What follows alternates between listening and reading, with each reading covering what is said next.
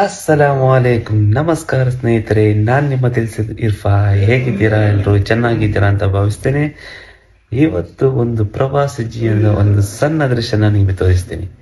ಹೊರಗಿನಿಂದ ನೋಡಿದ್ರೆ ವಿದೇಶ ಜೀವನ ಸುಖಕರ ಅಂತ ಅನಿಸಬಹುದು, ಆದರೆ ನಿಜವಾದ ಕತೆ ಇಲ್ಲಿ ಇದ್ದವರಿಗೆ ಮಾತ್ರ ಗೊತ್ತು. ಆ ಒಂದು ದೃಶ್ಯ ನಾನು ನಿಮಗೆ ಇವತ್ತು ತೋರಿಸ್ತೀನಿ. ಪ್ರವಾಸಿ ಜೀವನದಲ್ಲಿ ದಿನವೂ ಕೆಲಸ, ಕೆಲವೊಮ್ಮೆ ತುಂಬಾ ದಣಿವು. ಕೆಲಸ ಮುಗಿಸಿ ರೂಮ್ಗೆ ಬಂದಾಗ ದೇಹಕ್ಕೆ ಶಕ್ತಿ ಇರೋದಿಲ್ಲ, ಆದರೂ ಜೀವನ ಮುಂದುವರಿಯಬೇಕು. ಕಾರಣ ಪ್ರವಾಸಿ. ಇಲ್ಲಿ ಅಮ್ಮ ಮಾಡಿದ ಊಟ ಸಿಗೋದಿಲ್ಲ, ಮನೆಯ ಸುವಾಸನೆ ಸಿಗೋದಿಲ್ಲ. ಕೆಲವೊಮ್ಮೆ ನಾವೇ ಅಡಿಗೆ ಮಾಡಿಕೊಳ್ಳಬೇಕು. ಹಿಟ್ಟು ಮುದ್ದೆ ಮಾಡಿ ರೊಟ್ಟಿ ಅಥವಾ ಚಪಾತಿ ಮಾಡಿ ತಿನ್ಬೇಕು. ಇದು ನೋಡಲು ಸಣ್ಣ ವಿಷಯ ಆಗಿರಬಹುದು, ಆದರೆ ಪ್ರವಾಸಿ ಜೀವನದಲ್ಲಿ ಇದು ಒಂದು ದೊಡ್ಡ ಅನುಭವ. ಇಲ್ಲಿ ನಾವು ಸ್ವತಂತ್ರವಾಗಿ ಬದುಕುವುದು ಕಲಿಯುತ್ತೇವೆ, ನಮ್ಮನ್ನು ನಾವು ನೋಡಿಕೊಳ್ಳುವುದು ಕಲಿಯುತ್ತೇವೆ. ಕೆಲವೊಮ್ಮೆ ರಾತ್ರಿ ಸಮಯದಲ್ಲಿ ಮನೆಯ ನೆನಪು ತುಂಬ ಬರುತ್ತದೆ.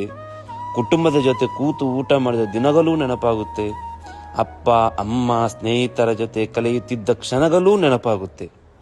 ಆ ಸಮಯದಲ್ಲಿ ಮನಸ್ಸು ಸ್ವಲ್ಪ ಭಾರವಾಗುತ್ತದೆ, ಆದರೆ ತಕ್ಷಣ ನಾವು ನಮ್ಮನ್ನು ನಾವು ಸಮಾಧಾನ ಮಾಡಿಕೊಳ್ಳುತ್ತೇವೆ. ಅಲ್ಹಮ್ದುಲಿಲ್ಲಾ, ಅಲ್ಹಮ್ದುಲಿಲ್ಲಾ, ಅಲ್ಲಾಹ್ ನಮಗೆ ಕೊಟ್ಟಿರುವ ಜೀವನಕ್ಕೆ ನಾವು ಶುಕ್ರು ಮಾಡುತ್ತೇವೆ. ಏನೇ ಕಷ್ಟ ಬಂದರೂ, ಎಷ್ಟೇ ಕಷ್ಟ ಬಂದರೂ ಸಹನೆ ಇಟ್ಟು ಮುಂದೆ ಸಾಗಬೇಕಾಗುತ್ತೆ. ಯಾಕೆಂದರೆ ಇದು ಪ್ರವಾಸಿ ಜೀವನ.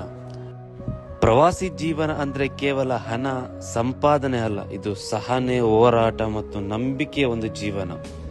ಪ್ರತಿದಿನ ನಾವು ಕಷ್ಟಪಟ್ಟು ಕೆಲಸ ಮಾಡೋದು ನಮ್ಮ ಕುಟುಂಬದ ಸಂತೋಷಕ್ಕಾಗಿ, ನಮ್ಮ ಮಕ್ಕಳು ಒಳ್ಳೆಯ ಜೀವನ ನಡೆಸಬೇಕು ಅನ್ನೋ ಆಸೆಗಾಗಿ. ಇನ್ಶಾ ಅಲ್ಲಾ, ಪ್ರವಾಸಿ ಜೀವನದ ಪ್ರತಿಯೊಂದು ದಿನವೂ ಕೂಡ ಒಂದು ಹೊಸ ಪಾಠ ಕಲಿಸುತ್ತದೆ. ಇದು ನಮ್ಮ ಪ್ರವಾಸಿ ಜೀವನದ ಒಂದು ಸಣ್ಣ ಭಾಗವಾಗಿರುತ್ತೆ. ಈ ವಿಡಿಯೋ ನಿಮಗೆ ಇಷ್ಟವಾದಲ್ಲಿ ಲೈಕ್ ಮಾಡಿ, ಶೇರ್ ಮಾಡಿ, ಸಬ್ಸ್ಕ್ರೈಬ್ ಮಾಡಿ. ಇನ್ಶಾ ಅಲ್ಲಾ ಮುಂದಿನ ವಿಡಿಯೋದಲ್ಲಿ ಸಿಗೋಣ. ಎಲ್ರಿಗೂ ಅಸ್ಸಲಾಮು ಅಲೈಕುಂ, ನಮಸ್ತೆ, ಟಾಟಾ, ಬೈ ಬಾಯ್.